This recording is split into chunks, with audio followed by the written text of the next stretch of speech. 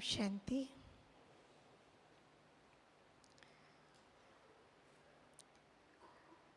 आज के इस रात्रि सत्र में पैनल डिस्कशन के इस कार्यक्रम में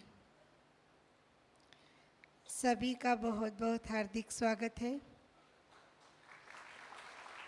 हमारे बीच हमारे पैनलिस्ट के रूप में आदरणीय भ्राता अमीरचंद भाई जी हैं, साथ ही आदरणीय चंद्रिका बहन है और आदरणीय राजू भाई है। हम हमारे आज के तीनों ही पैनलिस्ट का एक हाथ की ताली से बहुत बहुत बहुत तहे दिल से हार्दिक स्वागत करते हैं। हम सबका ये परम सौभाग्य है कि आज हमारे पास हमारे उपस्थित इन तीनों ही वरिष्ठ पैनलिस्ट अपने अपने क्षेत्र में मास्टर्स हैं। आदरणीय अमीरचंद भाई और राजू भाई छोटी आयु से ही आप सबकी तरह कुमार अवस्था में बाबा के यज्ञ में आए और अपने अथक पुरुषार्थ से और अपनी कर्तव्य निष्ठा से आज यज्ञ में बहुत समीप होकर के सेवाएं दे रहे हैं और बहुत जिम्मेवारी के रूप से इन सेवाओं को निभा रहे हैं। आदरणीय चंद्रिका बहन पिछले 27 वर्षों से युवाओं की सेवा में उपस्थित हैं और इसीलिए युवाओं की समस्याएं और युवाओं के समाधान के हिसाब से उस क्षेत्र में स्वाभाविक रूप से आपकी भी एक्सपर्टाइज है। तो आज ये तीनों ही हमारे सामने जो पैनलिस्ट हैं, ये आप सबके लाइफ स्टाइल से गुजरे हुए हैं। जिस जीवन के दौर से आप गुजर रहे हैं, उस दौर को उन्होंने बड़ी सफलतापूर्वक पार किया है और सफलता के उन उत्तुंग शिखरों को आपने सर किया है, जिस पर से आज हम सब के लिए आप प्रेरणा स्रोत हैं। आज की इस पैनल की शुरुआत में हमारे सबसे वरिष्ठ आदरणीय भ्राता अमीरचंद भाई से करूंगी।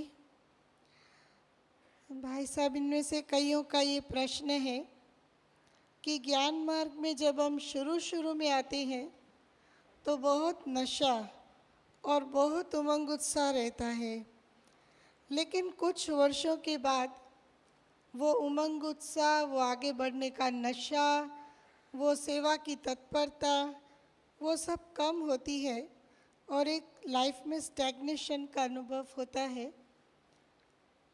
इस अवस्था को क्रॉस करने के लिए क्या किया जाए?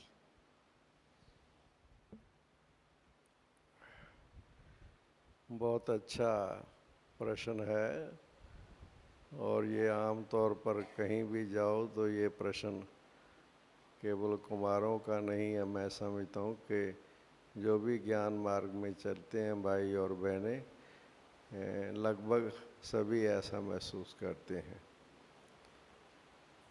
क्या होता है कि जैसे शुरू में बाबा के पास हम आते हैं, नई नॉलेज है, नई चीज़ें हैं और बहुत अच्छा लगता है। जैसे जैसे हमें कहा जाता है हम उसको फॉलो भी करने लगते हैं।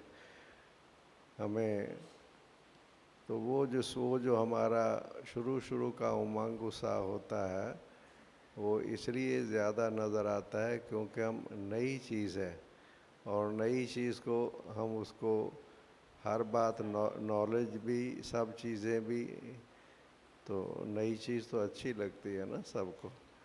और फिर उसके साथ जो हम दृढ़ता धारण करके उस अनुसार चलने लगते हैं, वो भी मदद करती है।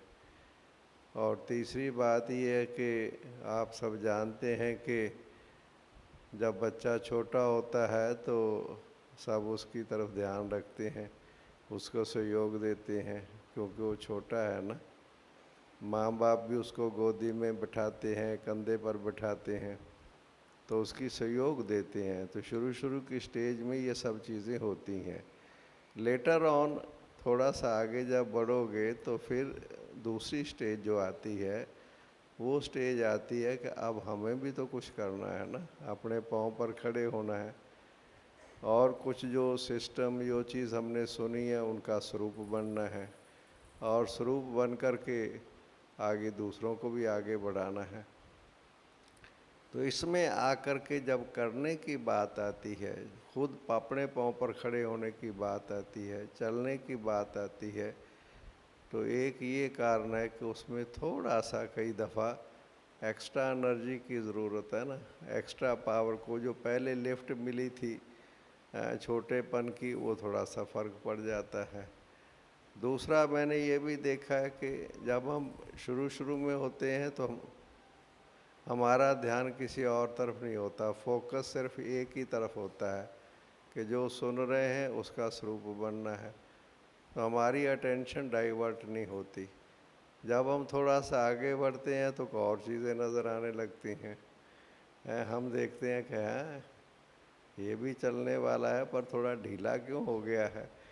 तो हम लोगों को और कोई चीज़ों की तरफ भी ध्यान चला जाता है, दूसरों की तरफ, और ख़ास तौर पर उनकी कमियां, कमज़ोरियां या और चीज़ें।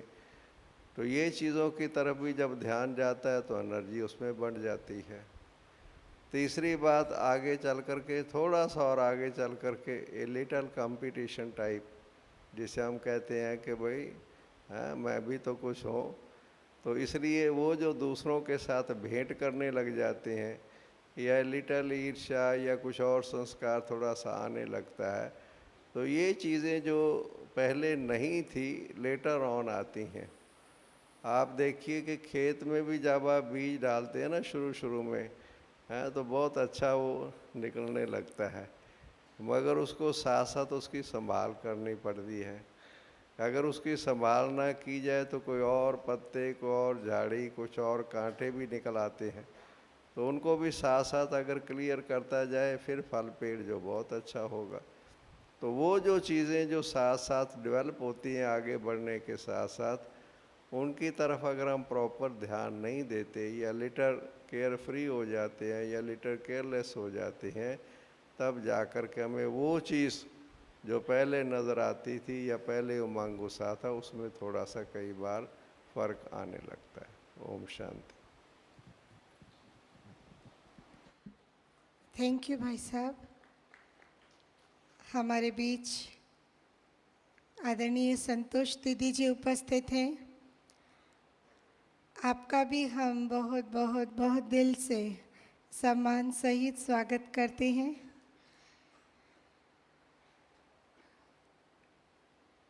अगला प्रश्न मैं आदरणीय चंद्रिका बहन से पूछना चाहूँगी कि जब नींद का टाइम होता है तब नींद नहीं आती है, और जब योग में बैठते हैं तो नींद आती है, तो ये नींद को भगाने के लिए क्या किया जाए?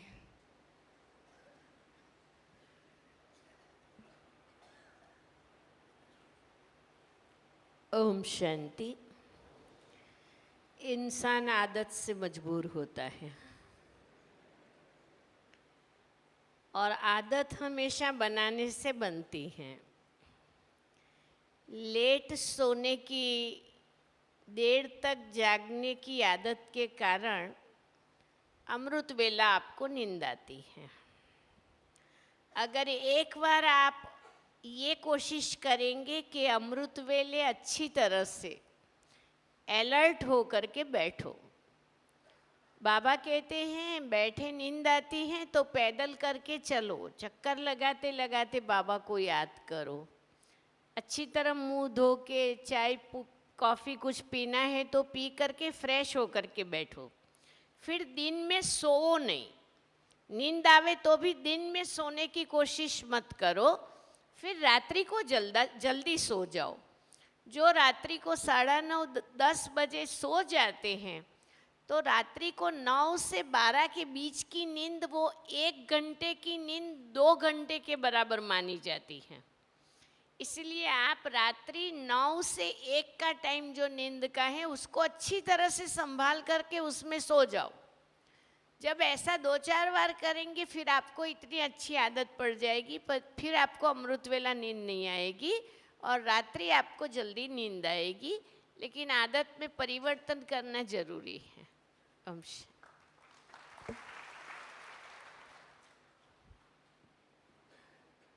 आदरणीय संतोष दीदी जी, इनमें से बहुत सारे कुमार ऐसे हैं जो अकेले रहते हैं घर में या अकेले ज्ञान में चलते हैं। इनको खान पान का बहुत प्रॉब्लम होता है। अगर घर में सबके साथ रहते हैं, घर में लहसुन प्याज खाया जाता है, नॉनवेज लिया जाता है, तो उनको कोई सहयोग नहीं मिलता है। अगर अकेले रहते हैं और खाना बनाते हैं तो भी नौकरी के साथ कभी कभी खाना बनाने का पूरा समय नहीं मिलता है। तो ऐसे समय पर क्या किया जाए? और साथ में एक दूसरा प्रश्न भी है कि कौन सी चीज़ कुमार ले सकते हैं और कौन सी चीज़ नहीं ले सकते हैं।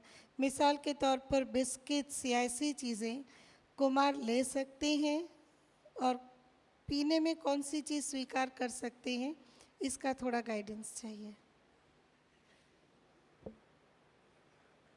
ओम शांति। एक बारी अव्यक्त बाप दादा के सामने कुमार बैठे हुए थे। कुमारों का खान पान का ही प्रश्न था कि बाबा क्या करें, हमको भोजन बनाने में तकलीफ़ होती है, आलस भी होता है और तकलीफ़ भी होती है क्योंकि कभी बनाया हुआ नहीं होता है ना। तो बाबा ने उसके लिए इतना सुंदर उसका जवाब दिया। बाबा ने कहा कि बच्चे, आप भोजन बनाने का जब आपको संकल्प आता है उस समय यही संकल्प करो कि हम बाबा के लिए भोग बना रहे। तो जब आपकी बुद्धि में ये होगा ना हम बाबा के लिए भोग बना रहे हैं, तो फिर आप उसके लिए बहुत प्रेम से, रुचि से आप सहज बना सकेंगे। आपको फिर आलस नहीं आएगा बनाने का, परंतु आप प्रेम से बनाएंगे और बाबा की याद में रह के भोग बना के बाबा को भोग लगा के पीछे आप भोजन स्वीकार करेंगे। तो बाबा तो कहते हैं जो योग युक्त होकर के अपना भोजन बनावे उनको योग युक्त का योगियों को भोजन मिले तो अवस्था कितनी अच्छी हो जाएगी। तो इसीलिए अगर भोजन बनाना भी पड़ता है तो आओ सौभाग्य समझो कि मेरे बहुत बड़े भाग्य हैं जो मैं अपने हाथों से बाबा को भोजन बना करके भोग लगाता हूँ और फिर बाबा का भोग मैं स्वीकार करता हूँ। तो मैं समझती हूँ धीरे धीरे टेव पड़ जाती है, फिर समय नहीं लगता है। आजकल साधन भी बहुत हो गए हैं, कुकर है, गैस है, तो जल्दी भोजन बन सकता है। तो आपको फिर कठिन नहीं लगेगा भोजन बनना।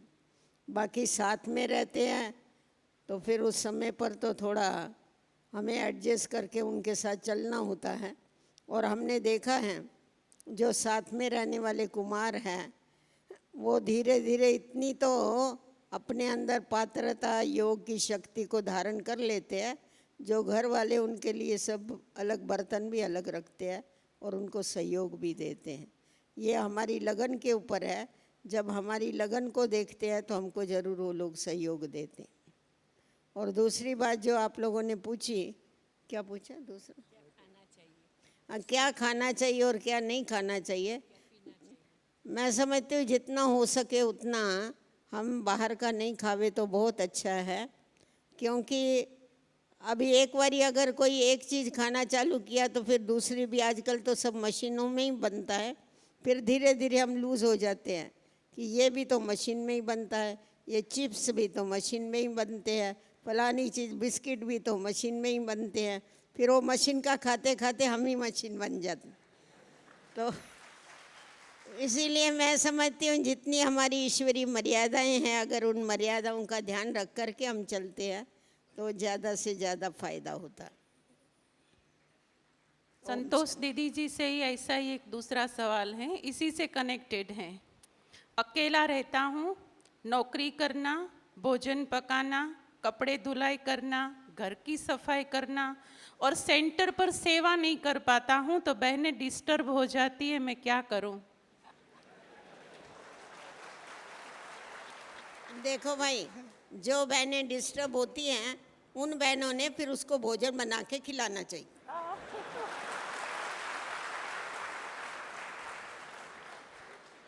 नहीं, बहनें डिस्टर्ब होती हैं या बना नहीं पाते और सेवा का बैलेंस नहीं होता है, इसीलिए न करने वाले डिस्टर्ब होते हैं। नहीं, बहनें कहती है आप सेंटर में कुछ करते नहीं हो, कुमार हो और सेवा में मदद नहीं कर पाते फिर हो, उनको- तो बैलेंस कैसे रखे? ठीक है घर का ना, और कुमार सेवा में मदद करे, बहनें उनको मदद करे तो बैलेंस ठीक हो जाएगा।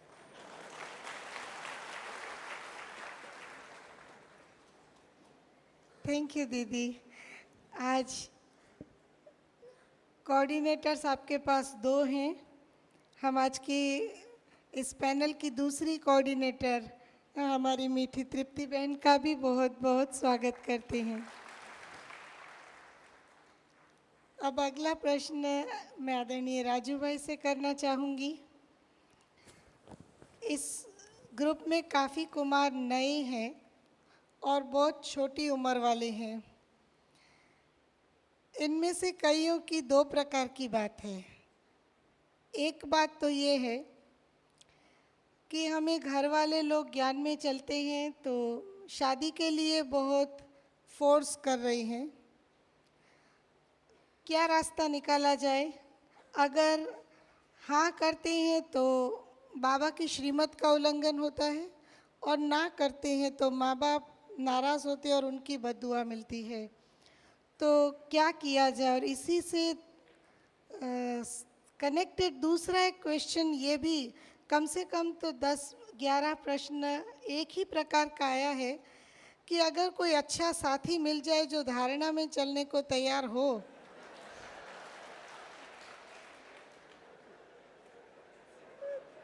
तो क्या क्या सोचा जाए?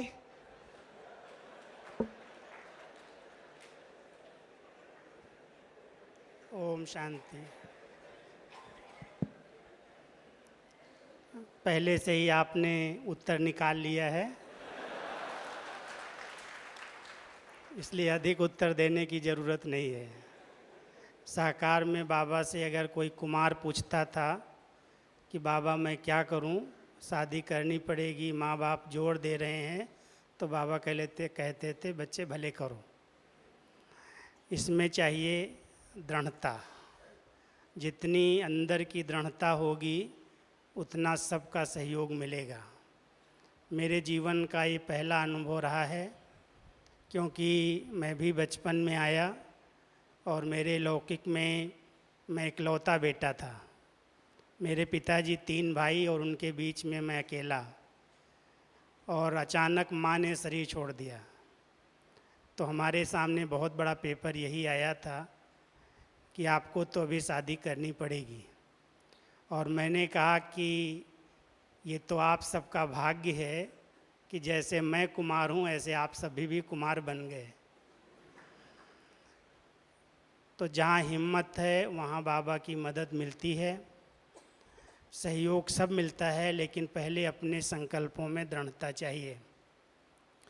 और ये भाग्य है जो आप सब तन से और मन से निर्बंधन हैं। कोई भी आपके पीछे पूछ नहीं, कोई पीछा करने वाला नहीं।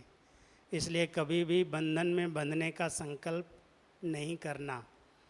अगर कोई भी बंधन आता भी है लौकिक की तरफ से, तो बाबा का साथ लेकर के अपनी पवित्रता की धारणा को सामने रखते हुए संकल्प में बाबा मैं तेरा हूँ, बाबा को साथी बनाएंगे, बाबा को कंपेनियन बनाएंगे, उसके साथ कंबाइंड रहने का अनुभव करेंगे, तो कभी संकल्प में भी नहीं आएगा कि मैं सांसारिक बंधनों में बंधूं।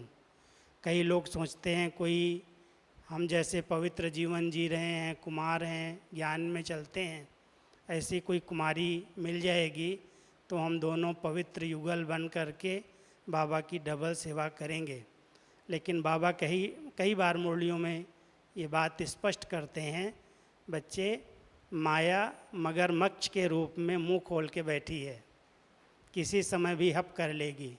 इसलिए कभी भी ऐसा साधारण संकल्प नहीं करना, जितना हो सकता है दृढ़ता से बाबा को साथी बना करके बाबा के साथ कंबाइंड रहो, कंपेनियन रहो और बाबा को अपनी जीवन हवाले कर दो, तो बाबा आपका सब प्रकार से ख्याल रखेगा, मदद करेगा। और अगर किसी स्थान पर कुमारों का अच्छा संगठन है, 5, 10, 15 किसी सेंटर पर कुमार रहते हैं, आते हैं, तो अगर सभी मिलकर के एक मत हो कर के एक कुमारों का ग्रुप पांडव भवन बना लेते हैं, तो मैंने देखा है कि उन पांडवों को कभी भी कोई दूसरे संकल्प आते ही नहीं हैं। आराम से रहते हैं, खाते पीते हैं, कमाते भी हैं और सेंटर्स को मदद भी करते हैं। तो अगर कई स्थानों पर मैं गया हूँ, बहुत से कुमारों ने ऐसे छोटे छोटे ग्रुप बनाए हैं और ग्रुप बना करके एक दूसरे को बीमारी के समय जब कोई आवश्यकता होती है ऐसे समय पर साथ देते हैं, पूछते हैं, मदद करते हैं। इसलिए कभी लौकिक की तरफ ध्यान नहीं जाता और कभी साथी बनाने का संकल्प नहीं आता। ओम शांति। अभी का प्रश्न आदरणीय अमीरचंद भाई जी से है। ज्ञान में आने से पूर्व मेरे से बहुत विकर्म हो गए हैं। अब इसका पश्चाताप ही मेरा योग लगने नहीं देता है और ऐसे विकर्म हुए हैं जो मैं किसी के सामने बोल भी नहीं सकता हूँ और दिल अंदर बहुत खाती रहती हैं। तो ऐसा कुछ उपाय बताइए कि जो अब इस पश्चाताप से मुक्त बनूं और मेरा बाबा से अच्छा योग लगे। मुझे योग बहुत पसंद है, लेकिन योग में बैठता हूँ तो भाई जी योग ही नहीं लगता है।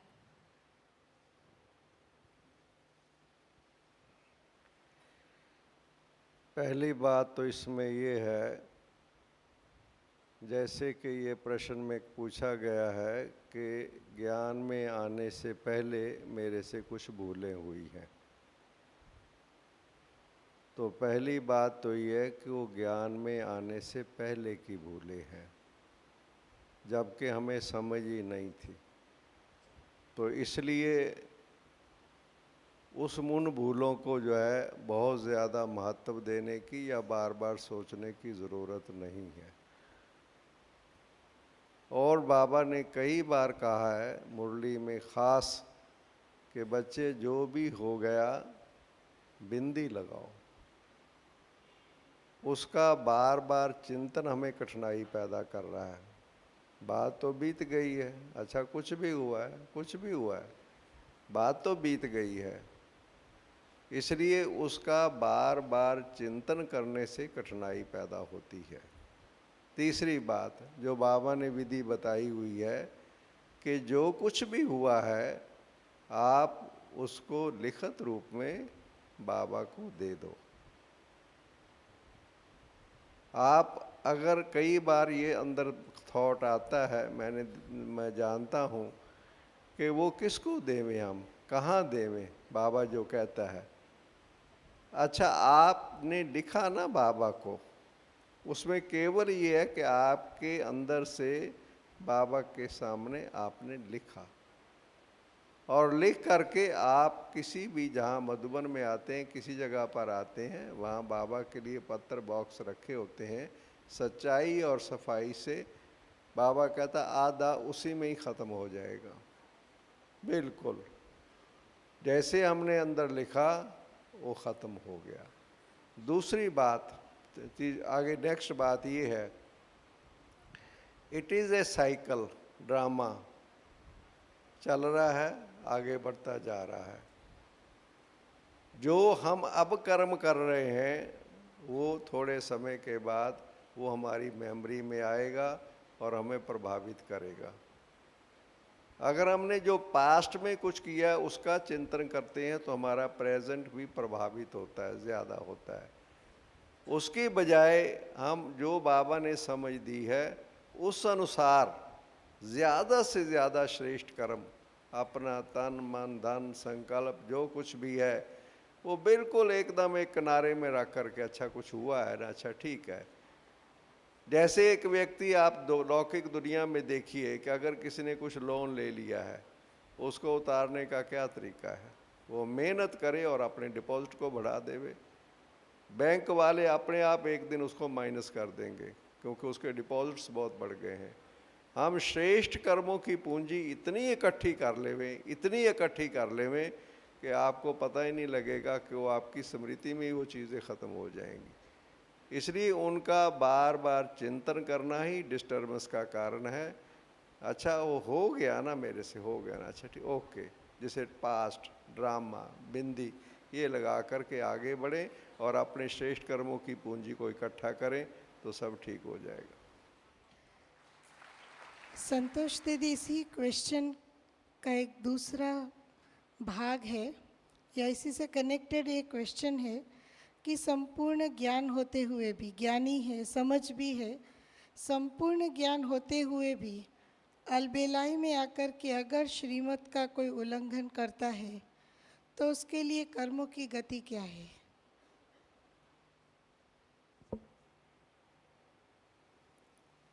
इसके लिए बाबा ने हम बच्चों को बताया है कि अज्ञानी जब कर्म करते हैं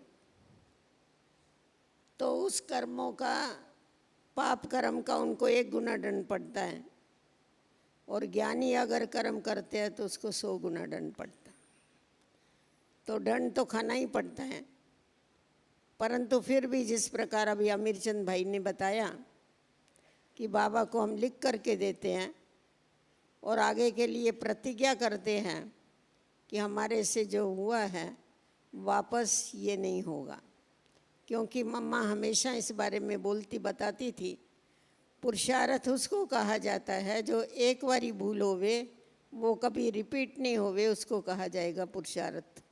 तो हम जब इस दृढ़ता से पुरुषार्थ करते हैं कि अभी मेरे से जो हो गया वो फिर वापस नहीं होगा कभी भी, तो जिस समय हम ये हिम्मत रखते हैं तो कहा जाता है हिम्मत बांध बच्चे तो मदद दे बाप। तो बाबा की भी हमको मदद मिलती है, हम अपने ऊपर ध्यान दे कर के चलते हैं तो फिर वो जो पाप कर्मों का बोझा जो है वो धीरे धीरे योग बल से हम चुकतू कर सकते हैं, परंतु उसकी थोड़ी बहुत तो सज़ा जरूर खानी पड़ती। बाबा कहता है मेरे को बताने से आधा माफ़ हो जाता है तुम्हारा, पर इसका मतलब ऐसा नहीं तुम हमेशा भूले करते रहो, बाबा को बताते रहो और बाबा आधा माफ़ करता रहेगा। 1 बारी 2 बारी, बाकी तीसरी बारी कुछ भी माफ़ नहीं होगा, उसका तो तुम्हारे को जरूर भोगना ही पड़ेगा। इस प्रश्न का उत्तर हम चंद्रिका बहन जी से सुनेंगे। बहन जी, कुमार ने पूछा है कि मेरी नौकरी ऐसी है, सवेरे 8 बजे पहुंचना होता है लेकिन 6:30 बजे घर से निकल जाता हूं और शाम को ड्यूटी 6 बजे पूरी होती है तो घर पहुंचते 8 साढ़े 8 हो जाता है। तो मुझे आप कोई ऐसी युक्ति बताएं कि जिससे मैं एक अच्छा पुरुषार्थी और योगी बन सकूं, क्योंकि बाबा के महावाक्य जब सुनता हूँ तीव्र पुरुषार्थी बनो, तीव्र पुरुषार्थी बनो, तब अंदर ये आता है कि मेरे से कोई पुरुषार्थ होता नहीं है। तो कुछ आप ऐसी युक्ति बताए कि जो नौकरी के समय में भी मैं अच्छा पुरुषार्थ कर सकूं।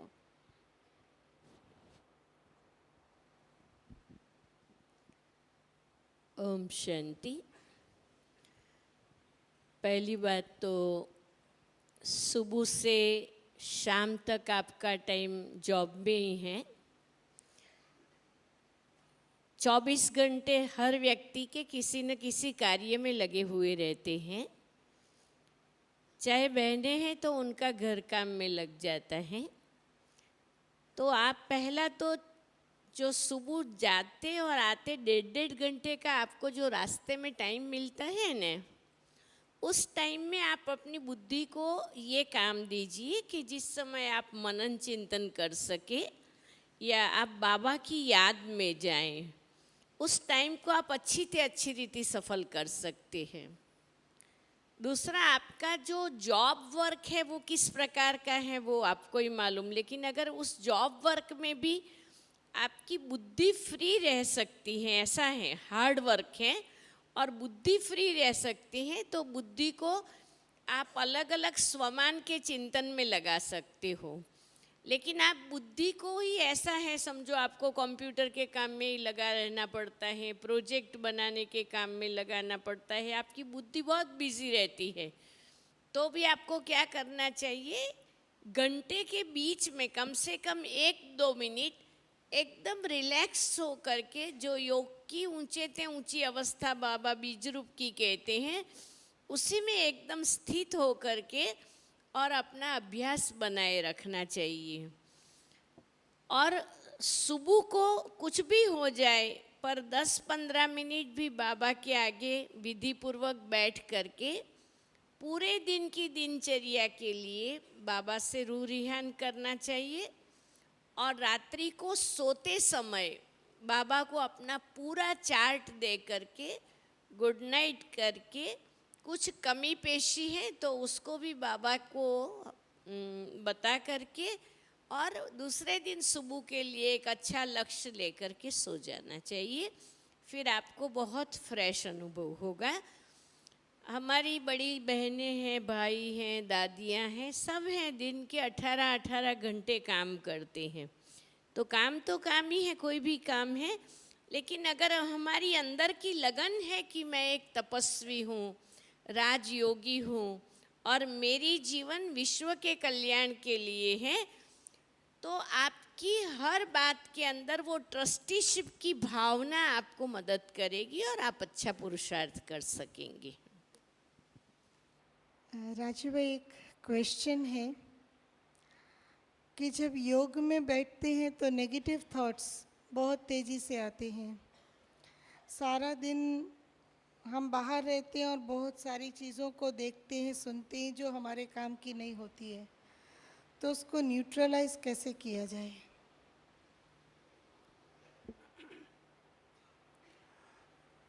संकल्प का काम है सारा कलप चलना, वो तो चलेगा ही।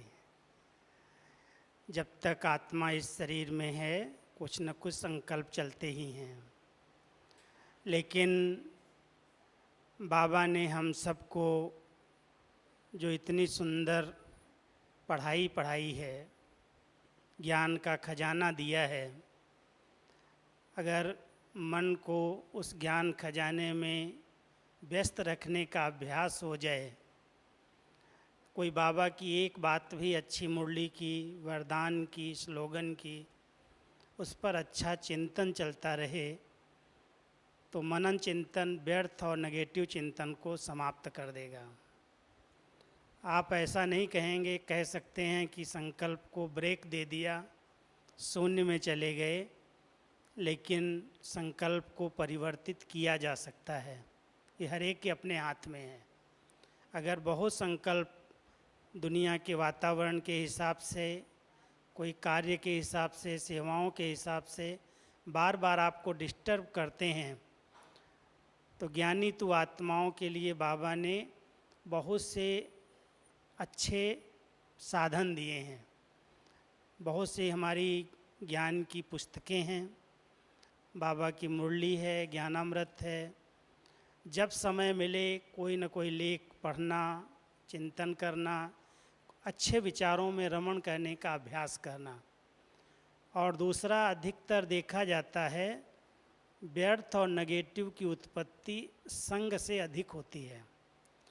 जिस प्रकार के लोगों के संग में हम बैठते हैं, उठते हैं, बात करते हैं, उनकी विचारधाराओं का प्रभाव, उनके बोलचाल का प्रभाव हमारे संकल्पों को प्रभावित करता है। इसलिए बाबा हम सबको कहते हैं, बच्चे संग की बहुत संभाल रखो, कुसंग से बच करके रहो। जो आपको श्रेष्ठ चिंतन देने वाले संकल्प हैं, अगर ऐसे संकल्प कहीं से भी प्राप्त होते हैं तो लेना चाहिए, लेकिन व्यर्थ संग से, परचिंतन करने वाले संग से बच करके रहना चाहिए। तो मैं समझता हूँ कि आप व्यर्थ और नेगेटिव से बहुत सहज मुक्त हो सकते हैं। इसी का कॉन्ट्रा क्वेश्चन भाई साहब ये है कि आजकल साधन बहुत सारे अवेलेबल है, जिसमें से ये सब व्यर्थ और नेगेटिव वाली चीज़ें ऐसे ही पास में साथ में आ जाती है। जैसे व्हाट्सएप है, बहुत समय जाता है और हम नहीं चाहते, लेकिन ग्रुप में जितने लोग होते हैं तो कभी सीधी, कभी उल्टी, कभी अच्छी, कभी बुरी, बहुत सारी बातें अनायास उसमें आ जाती है। तो उसका कितना उपयोग करना चाहिए और कैसे करना चाहिए? वर्तमान समय ये साइंस के साधनों ने सेवाओं में बहुत मदद भी की है, लेकिन व्यर्थ का भोजन भी बहुत हम सबको मिल रहा है। अगर किसी को इंटरनेट की आदत या व्हाट्सएप की आदत पड़ गई तो मैं समझता हूँ बहुत सारे थॉट्स ऐसे ऐसे मिलते हैं। मेरे पास भी है, लेकिन मैंने सब ग्रुप को डिलीट कर दिया है, क्योंकि अगर कोई भी ग्रुप में हम रहते हैं तो कितने सारे पेज मैं खोलने लगता हूँ, कितने पेज भर देते हैं। इसलिए मैं समझता हूँ कि ऐसे ग्रुप्स जो बहुत ऐसी बातें भेजने की आदत होती कईयों की, भेजते रहते, ऐसे ग्रुप्स से निकल करके अगर कोई ज़रूरी है तो देखो, नहीं तो उसको छोड़ करके, बाबा कहता है फ़ोन है, इंटरनेट है, मुझे तो उतना ही बाबा ने चलाना सिखाया है जितना सेवा में काम आ सकता है। अगर सेवा के लिए कोई यूज़ करता है तो बाबा मना नहीं करते, लेकिन ये सब साधनों का अगर इंटरेस्ट किसी को लग गया तो मैं समझता हूँ ये मोबाइल, इंटरनेट, फेसबुक और ये व्हाट्सएप, ये सब ने आज बहुत सारी बुद्धि को ख़राब करने वाली सामग्री परोसना शुरू की है। इसलिए ब्राह्मण बच्चों को, जिनको पवित्र और योगी जीवन जीनी है, अपने समय और शक्तियों की बचत करनी है, उनको परहेज से चलना चाहिए। परहेज ज़रूरी है। जो ज़रूरी है, लगता है कि मुझे इसकी आवश्यकता है तो देखो, और नहीं तो उसको फुल स्टॉप बंद करके रखो। भ्राता अमीरचंद भाई जी से यह सवाल है कि सेंटर में हम सेवा, वैसे तो कुमार बहुत हैं, लेकिन हम सेवा करने वाले 2-3 ही हैं, और उसमें से मुझे सबसे ज़्यादा सौंपा जाता है और सुनना भी मुझे ही बहुत पड़ता है। और बहनें छोटी बड़ी सब बहनें बोलती रहती है तो मैं उदास हो जाता हूँ, कभी मायूसी आ जाती है, और कभी कभी दिल में ये भी संकल्प आता है कि छोड़ दूँ, लेकिन छोड़ भी नहीं सकता हूँ क्योंकि कोई करने वाले नहीं हैं। तो आप इसका कोई उपाय बताइए।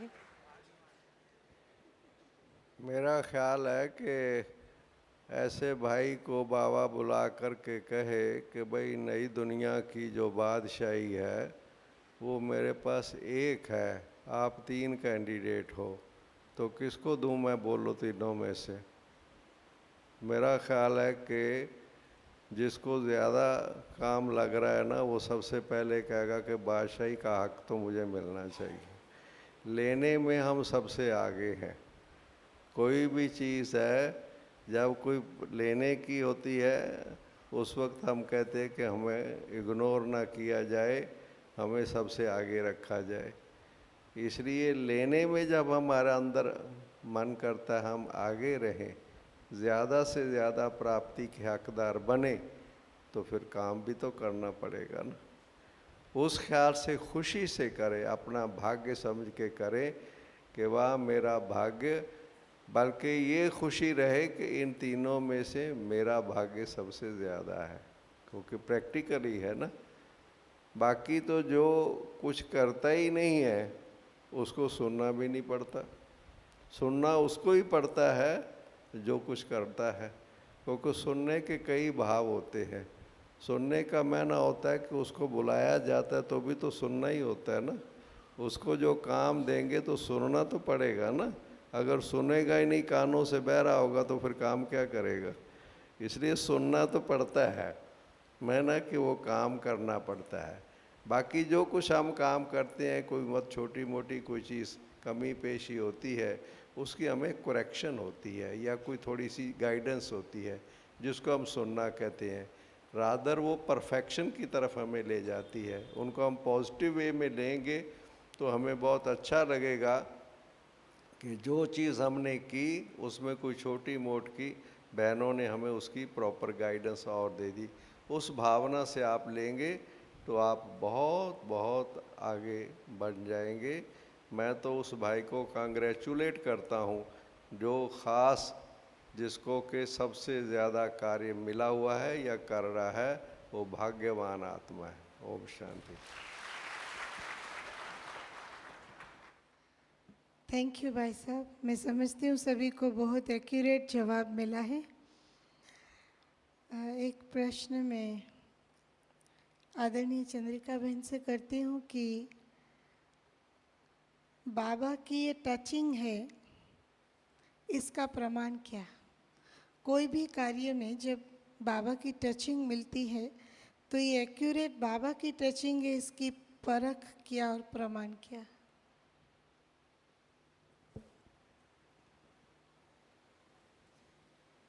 बाबा की जो टचिंग होती है वो एकदम बुद्धि में फिट हो जाती है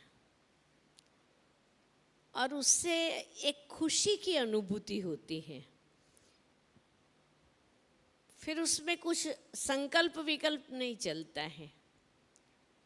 अगर खुद के विचार होंगे तो सोच चल सकता है, राइट है नहीं है क्या है, लेकिन बाबा की टचिंग एकदम ही मन बुद्धि में फिट हो जाती है और अंदर से एक खुशी और उमंग का नेचुरल अनुभव होता है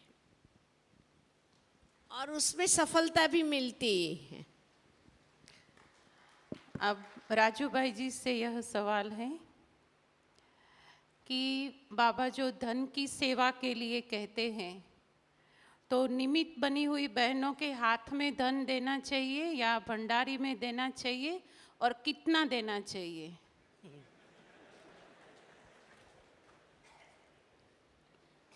बहुत अच्छा प्रश्न किया है, क्योंकि हमारी दादी जी जब कुमारों का क्लास कराती थी तो उनको अपने धन को यज्ञ में सफल कैसे करना है उसका एक बहुत सुंदर बैलेंस सुनाती थी।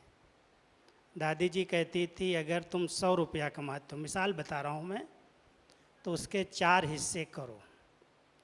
4 हिस्से में एक हिस्सा है बाबा का बेहद घर मधुबन, दूसरा हिस्सा है जिस सेंटर से आपकी पालना हो रही है वो, और तीसरा हिस्सा कुछ बैंक में आई बेल, माना कोई समय पर बीमारी पड़ गई, समय पर कोई ज़रूरी काम पड़ गया, और चौथा हिस्सा है जो आप यूज कर रहे हैं। अगर कुमार निर्बंधन है तो ये 4 तरह से अपने 100 रुपये के हिस्से को बांट सकता है। अगर फिर भी कोई लौकिक में देना पड़ता है तो 4 की जगह पर उसके 5 हिस्से करना चाहिए, ताकि आपका बैलेंस ठीक रहे, कभी भी किसी के आगे हाथ न फैलाना पड़े। कितना करूं ये प्रश्न नहीं है। बाबा कहता है जितना कर सकते हो उतना आपका भाग्य है, और एक हाथ से करो, दूसरे हाथ को पता भी न चले। किसी के आगे वर्णन करने की ज़रूरत नहीं है कि मैं इतना करता हूँ। अगर आपको कभी बहनों पर शक पड़ता है कि पता नहीं ये व्यक्तिगत रूप में यूज कर न लें, तो बाबा ने बहुत अच्छी सिस्टम बनाई है भंडारी की। आप भले भंडारी में डालो, अपना नाम लिख करके भी डाल सकते हो, गुप्त डालना चाहो तो गुप्त डालो। बाबा की भंडारी सबके लिए खुली हुई है। और अगर फेथफुल बहनें हैं, जानते हो ये जो भी आता है वो यज्ञ में ही जाएगा, दीदियाँ क्या करेंगी, तो बहनों को हाथ में देने में भी हर्जा नहीं है। लेकिन अगर आपको लगता है कि अगर मैं भंडारी में डालूँगा तो बाबा के घर में सफल होगा, तो भले बाबा ने भंडारी की बहुत सुंदर सिस्टम बनाई है। ओके राजू भाई, इसी के साथ कनेक्टेड एक और क्वेश्चन है। आजकल होम लोन्स और कई प्रकार की लोन्स बहुत इजीली अवेलेबल है, और लोन लेने से टुकड़े टुकड़े में देना होता है तो बड़ी अमाउंट का सहयोग भी किया जा सकता है। तो कभी सेंटर का मकान बन रहा है या ऐसी कोई बड़ी अमाउंट की आवश्यकता है, तो क्या इस तरह की लोन्स लेकर के सहयोग करना चाहिए? वैसे हमारे अकाउंट डिपार्टमेंट की तरफ से लोन लेने की बिल्कुल मना है। लोन लेकर के हम बाबा के कार्य में लगाएंगे तो बाबा इसकी स्वीकृति नहीं देता है। बाबा ने साकार में कई मुरलियाँ चलाई हैं, कर्ज मर्ज है। इसलिए जितना हो सकता है अपनी मेहनत की कमाई को बाबा की सेवाओं में लगाओ। कर्ज लेंगे फिर उसको देने के लिए चिंता लगे रहेगी, और जो इससे लेंगे वो आपको बार बार खटकाता रहेगा कि कब वापस कर रहे हो। इसलिए जितना हो सकता है अपनी मेहनत की कमाई बाबा के कार्य में सफल हो, ये लक्ष्य रखना चाहिए। बाकी अगर कोई ऐसी पॉलिसी है तो आप बड़ों से, यज्ञ के अकाउंट डिपार्टमेंट से राय लेकर के छुट्टी मिलती है तो करना चाहिए, नहीं तो नहीं करना चाहिए। ये लास्ट क्वेश्चन है संतोष दीदी जी से कि मैं चाहता हूँ कि मेरा अमृत वेला पावरफुल हो, लेकिन कर नहीं पाता हूँ। झुटका बहुत आता है और उसका कारण है कि अगले दिन पूरा रेस्ट नहीं मिलता है, मतलब रात को ही सोना होता है। तो क्या अमृत वेले के बाद सो सकता हूँ? दो बातें दीदी, अमृत वेले में भी नींद आती है और अमृत वेले के बाद रेस्ट चाहता हूँ, तो क्या करूँ? अमृत वेले तो चुस्त होके बैठे, फिर अमृत वेला पूरा होने के बाद भले जाके थोड़ा आराम करें। करना नहीं चाहिए, परंतु अगर ज़रूरत है तो कर सकता है। अमृत वेले बैठ कर के झुटके मारने के बजाय तो फिर बाद में कर सकते। हाँ, 3 बजे उठने के बजाय थोड़ा सा लेट उठ सकते हैं। आज हमारे बीच हमारी गेस्ट पैनलिस्ट में आदरणीय शारदा दीदी पीछे बैठी हैं। मैं एक छोटी सी चीज़ उनसे पूछ रही हूँ कि आप हर वर्ष बहनों की ट्रेनिंग सेंटर पर 20-25 दिनों का प्रोग्राम करते हैं, परंतु कुमारों का क्यों नहीं करते हैं?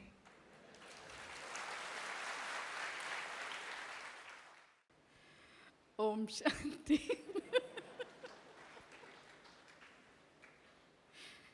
जिसने भी प्रश्न पूछा है बड़ा अच्छा पूछा है, तो उनके प्रश्न में फिर मेरा एक प्रश्न है कि बहनों को जो ट्रेनिंग दी जाती है वो बहनें सेवा केंद्रों पर समर्पित हो करके बाबा का राइट हैंड बन करके सेवा करती हैं। अभी आप सब कौन कौन समर्पित होना चाहते हैं?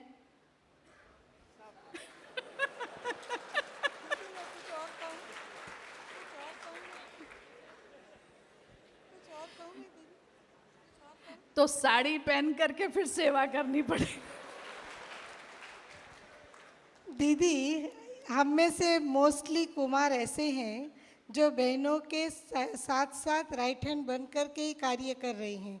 तो अगर हमको अच्छी ट्रेनिंग मिलेगी तो हम एक अच्छे कुमार और एक टीचर के अच्छे हैंड बन कर के सेवा कर सकते हैं ना। मुझे लगता है शायद कृति बहन को आपने अपना एडवोकेट बना के रखा है।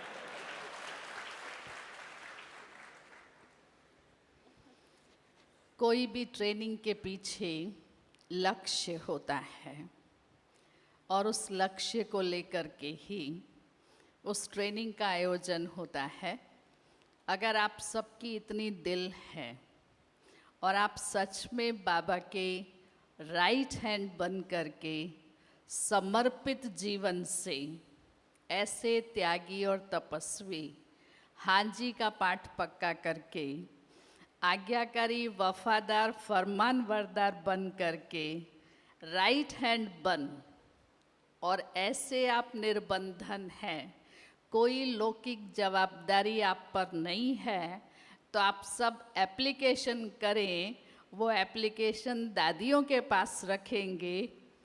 अगर आपकी सच्ची दिल है तो आपकी एप्लीकेशन शायद मंजूर हो जाए।